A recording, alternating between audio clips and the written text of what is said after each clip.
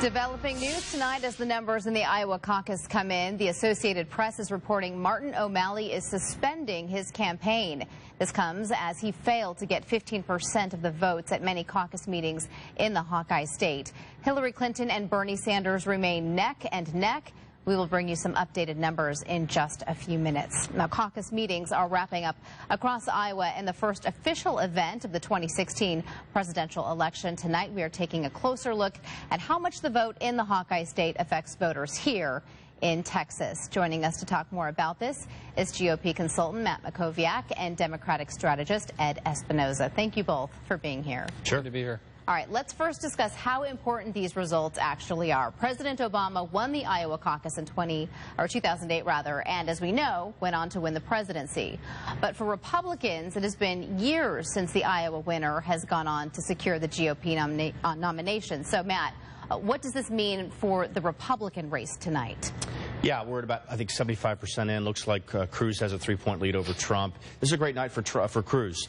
He's overperforming the Real Clear Politics average, I think, by about 3.5 points. Trump is underperforming the Real Clear Politics average of polling by about 5 points.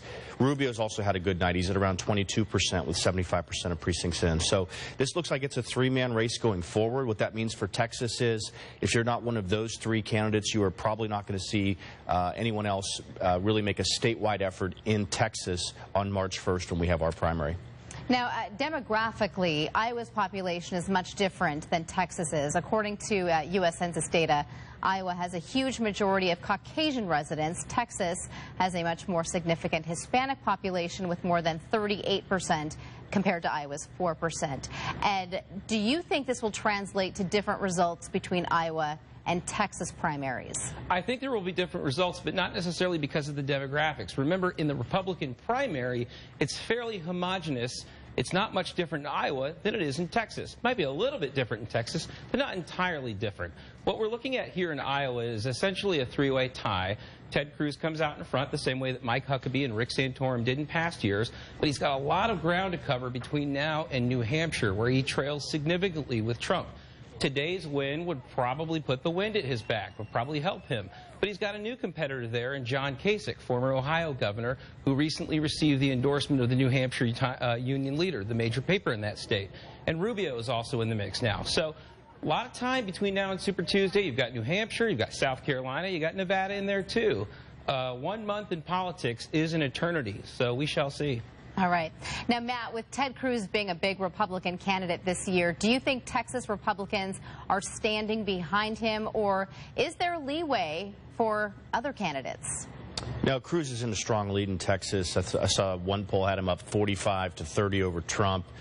He'll be in even stronger shape coming out of Iowa. Look, this is a three-man race going forward. New Hampshire is going to be important. Trump has a lead there. My guess is that lead will narrow because of tonight's results. And then you go to South Carolina, and then you got 12 states voting on March 1st, which includes Texas. So, look, Ted Cruz is going to win Texas. The question is whether he gets over 50% in each of the state's 36 congressional districts, because that's how the delegates are apportioned.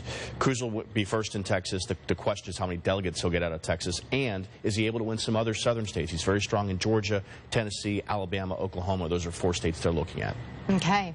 Well, a final question for both of you tonight. Every state has different rules for their primary, whether it be a caucus or a primary election. And the two major parties' rules vary depending on where you're voting at. Do you think this creates a confusing process for voters? And if so, do you think that affects voter turnout? You know, not necessarily, because people are used to the rules where they are from. If the rules are different in Louisiana or New Mexico, you're probably not privy to what those rules are. You know how to vote where you live. And they might be different in every area because every state and every party sets their own rules when it comes to the primaries. So I don't necessarily think that it's going to be any harder for the voters. Now, it might be harder for the campaigns to win a caucus. Like in Iowa, you have to have a strong ground campaign. But in states like Texas or even New Hampshire, which is in the Boston media market, you have to have a good media campaign. So the dynamics really rest more on the campaigns than on the voters. Matt? Yeah, I would agree. But look, most states are primaries. Iowa's very unusual. There's very few caucuses. We did see Obama 8 years ago understand the caucus process better than Hillary. He was getting more delegates out of caucuses than Hillary was getting out of primaries. And it's a big part of how he became the nominee. But yeah, in Texas, the system here is the same it's always been. It's very easy. Early voting starts February 16th. The primary is March 1st. and it's going to be very interesting to see how it goes here. I think you could have a close race. My guess is Hillary wins Texas on the Democratic side, and Ted Cruz wins Texas on the Republican side. All right, Matt, Ed, thank you for joining us tonight to share your thoughts. Thanks. Thanks. And just a reminder to all of you, today is the last day to register to vote for the Texas primary. The Travis County Tax Office is staying open until midnight with extra staff to help voters get registered. All Alamo Draft House locations in Austin are also hosting registration events until midnight. And then let's go ahead right now and get a look at the latest numbers out of Iowa. They're changing minute by minute. On the Republican side, with nearly 75% reporting, Texas Senator Ted Cruz has a lead at 28%. Followed by Donald Trump at 25% and Florida Senator Marco Rubio at 22%.